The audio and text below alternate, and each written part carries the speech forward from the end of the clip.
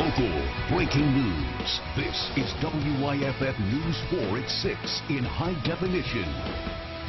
You never know. Kids, small kids be like, "Oh, that's cute," and want to go pet it. There's a bear scare in Spartanburg. You'll see where it's been, and you're going to hear from people who've seen it. Tragedy near two upstate waterfalls over the weekend. One person died, another badly hurt.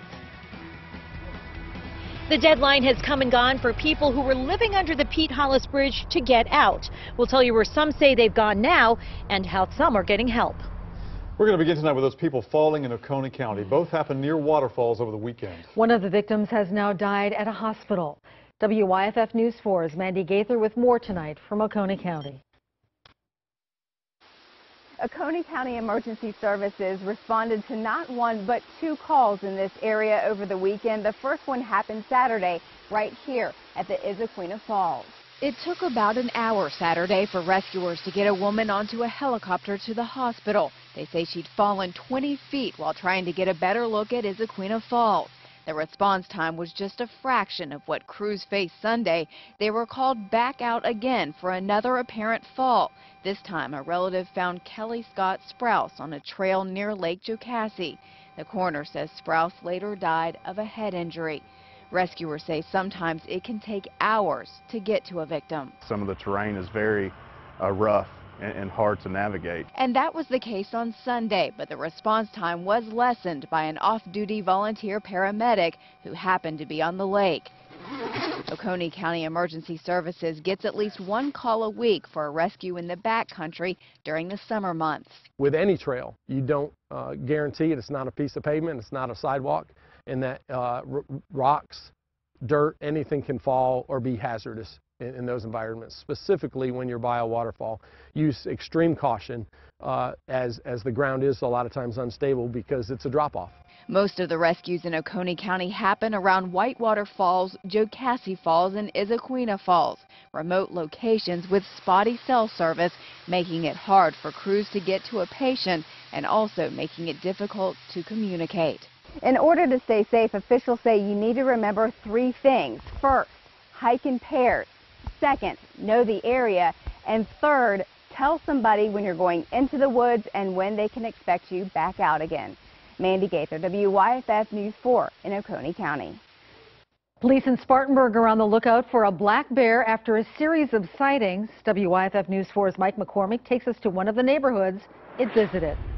Spartanburg police tell us that first sighting happened here along Henry Street. They say the bear crossed the road and then went into the wood line headed towards Main Street.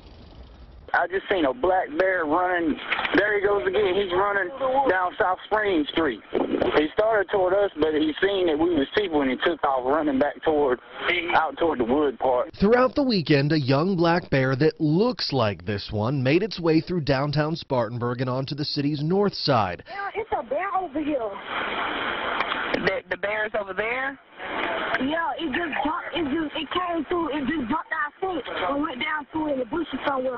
That call came from Essie Haney's neighbor across the street. I'm really not, I'm not thrilled about it because I have a teacup chihuahua.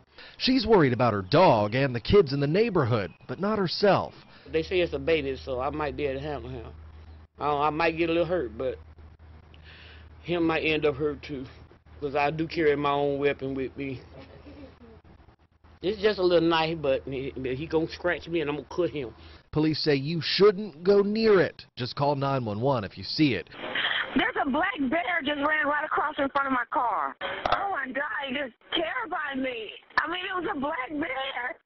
The Department of Natural Resources says garbage cans, bird feeders, and even pets can attract black bears, which are the only species of bears in South Carolina. Mike McCormick, WYFF News 4, Spartanburg. All right, thank you, Mike. We're on some breaking news now out of Oconee County. Officials tell us a body has been pulled from the Seneca River. The area is near the Highway 93 bridge. Investigators say the body was found around 5:15 this afternoon. The sheriff's office says they got a call from the Clemson Police Department about the body.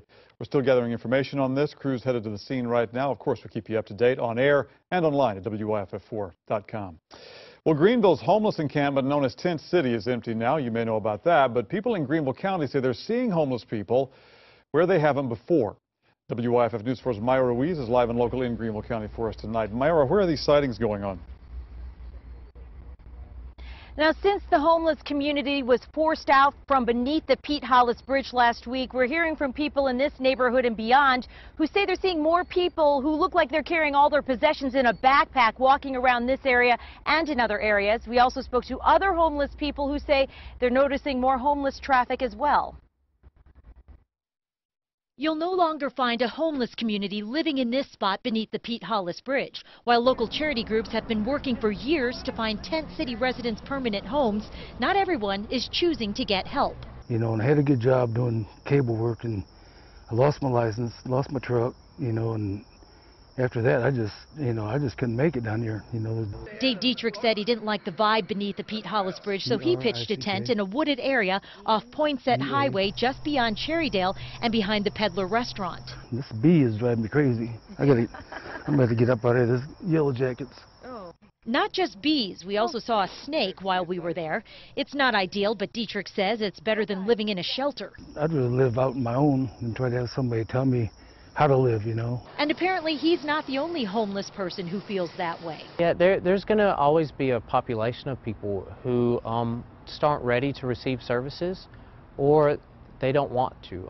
And some of their barriers may be mental illness, or they have substance abuse, or for some it's just a lifestyle. It's the life they choose. Dave Dietrich says he's seen new neighbors setting up not far from his site, and he won't be surprised to see even more.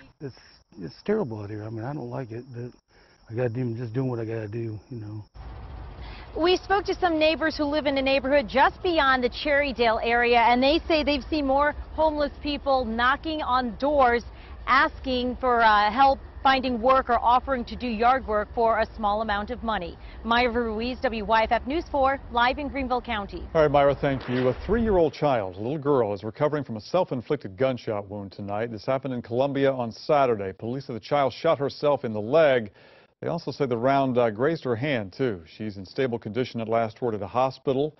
Officials say the child found the gun in a home where she did not live. Police are still working the case. A school bus carrying 32 students crashed into an abandoned mobile home this morning. It happened in Darlington County, and this is a picture from the sheriff's office. Highway Patrol says the bus driver fell asleep while driving. Now, officials say there were some minor injuries. The driver has been cited. School officials say she's suspended without pay pending the outcome of an investigation. Our NBC affiliate in that area is also reporting a special needs bus crash this morning. WMBF says at least one person was trapped. Reports say several people were taken to the hospital by ambulance and by helicopter. We do not know the extent of their injuries. Well, just a beautiful September day across the region. In fact, today is officially the last day of summer. There's the view from Falls Park in downtown Greenville. It's going to feel a lot more like fall as night falls. Meteorologist Chris Justice in for John tonight. Chris, it is officially autumn tonight, right?